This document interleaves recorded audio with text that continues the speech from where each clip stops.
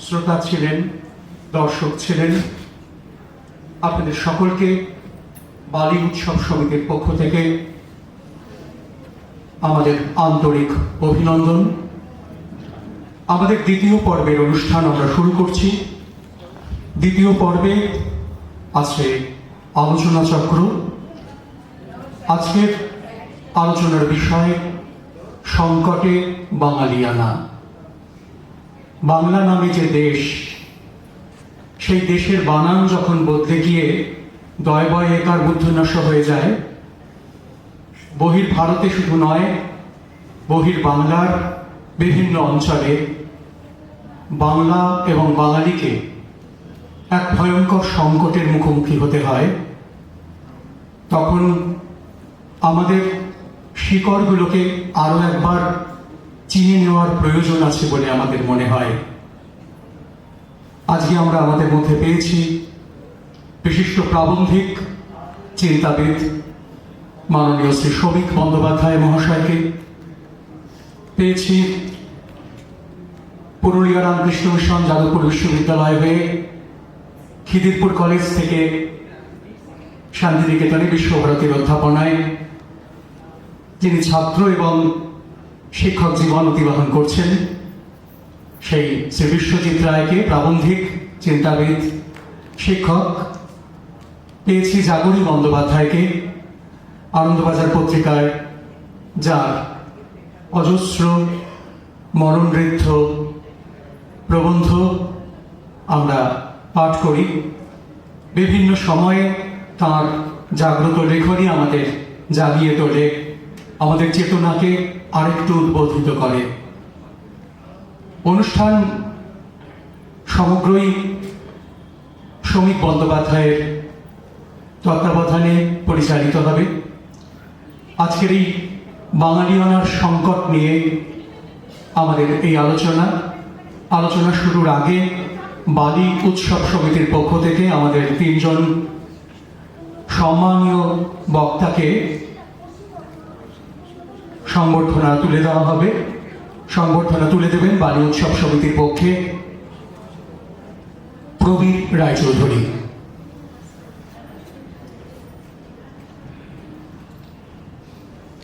শ্রমিক বন্দ্যোপাধ্যায়ের হাতে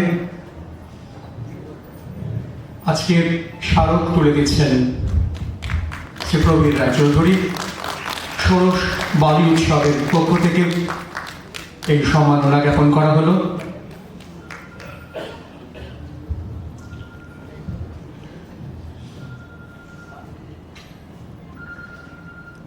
বিশ্বজিৎ রায়ের হাতে সম্মাননা জ্ঞাপন করছেন শ্রী প্রবীর রায়চৌধুরী।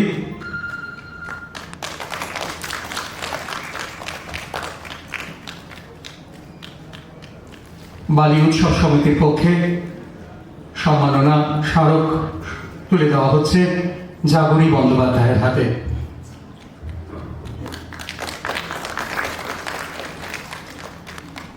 আমরা আলোচনা শুরু করব। আমাদের আজকের আলোচনার বিষয় সংকটে বাঙালিয়ানা। আমরা এই উৎসবে বাঙালি ভাষা, তার সংস্কৃতি, তার চেতনা, তার ঐতিহ্যকে স্মরণ করেছি একটি প্রদর্শনীর মধ্য দিয়ে। কিন্তু খুব ছোট আকারে তো বাঙালিকে ধরা যায় না। সেই বিরাট বড় বাঙালির যে নিজস্ব আকাশ, সেই আকাশকে এত সীমিত পরিসীমায় ধরে রাখা সম্ভব নয়। তাই একটি ছোট স্মারক গ্রন্থ আমরা প্রকাশ করব এই চিন্তা ভাবনাকে সামনে রেখে। উৎসব চলাকালীন কয়েকদিনের মধ্যেই আমরা সেই স্মারক গ্রন্থটি প্রকাশ করব। আপনাদের কাছে অনুরোধ থাকবে গ্রন্থটি সংগ্রহ করবেন।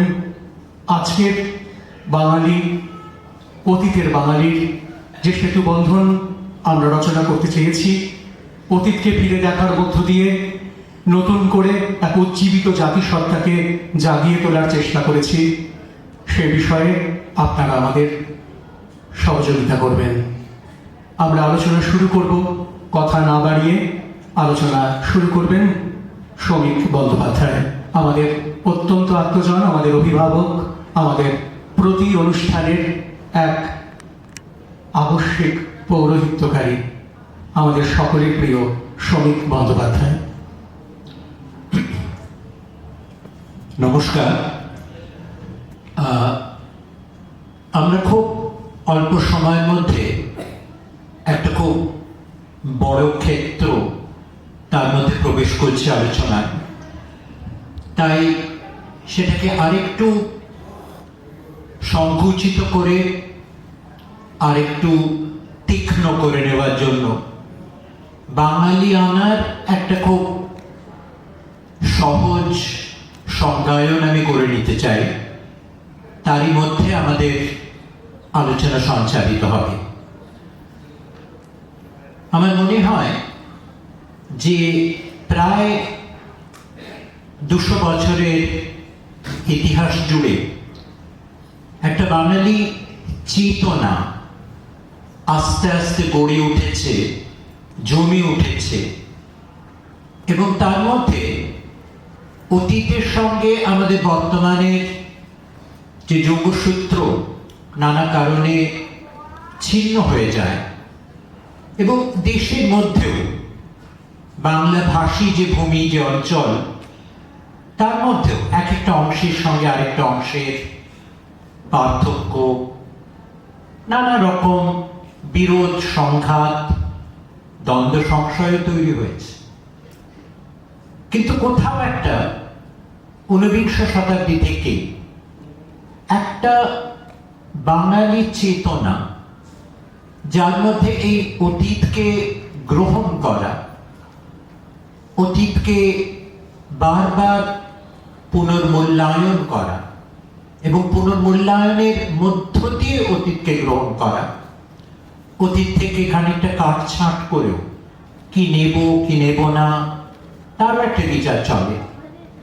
করতে করতে অন্তত 20 শতাব্দীর শুরুতে একটা জায়গাতে আমরা বোধহয় পৌঁছেছিলাম, যেখানে আমরা পাশ্চাত্য এবং প্রাচ্য, অতীত ও বর্তমান, বাইরের একটা দ্রুত পরিবর্তমান সভ্যতা, এই সবটাকে কোথাও আমাদের চিন্তার মধ্যে, বোধের মধ্যে আমরা গ্রহণ করে একটা বাঙালি দৃষ্টিভঙ্গি, যেটা উদার, যেটা ধর্ম নিরপেক্ষ, ধর্মেরও বিচার অনুশীলনে চিন্তা নিয়ে আসা, এমনকি ধর্ম শব্দটারও মানে রবীন্দ্রনাথের একার চিন্তার মধ্যেও, একটা জীবনকালের মধ্যেও কিন্তু পরিবর্তিত হয়েছে, আবর্তিত হয়েছে।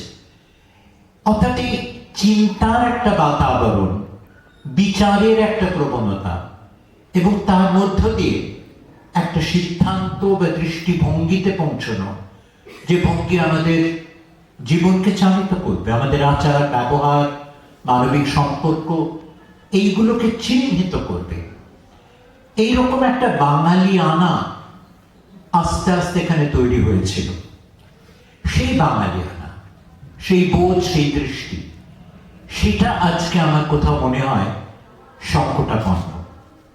এবং সেটা শুধু অন্য রাজ্যে বা অন্য কোথায় বাঙালিদের ওপর যে আক্রমণ আসছে, বাঙালিদের সঙ্গে যেখানে বিরোধ আসছে, সেটা তার একটা দিক।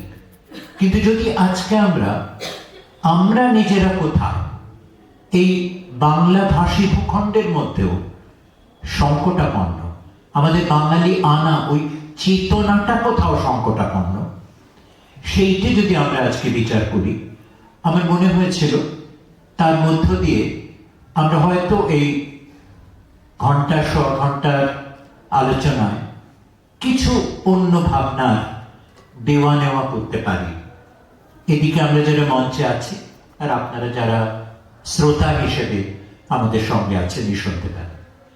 আর আরেকটা দিক আমার যেটা ভালো লাগছে, যে আমরা দুটো আলাদা প্রজন্মের মানুষ। আমার জন্ম 40 সালে, আর এদের জন্ম 60-70-এর দশকে। অর্থাৎ তার মধ্যে একটা আমাদের চেতনারও যে বিবর্তন ঘটেছে, বোধের অনুভবের বিবর্তন ঘটেছে, তারও একটা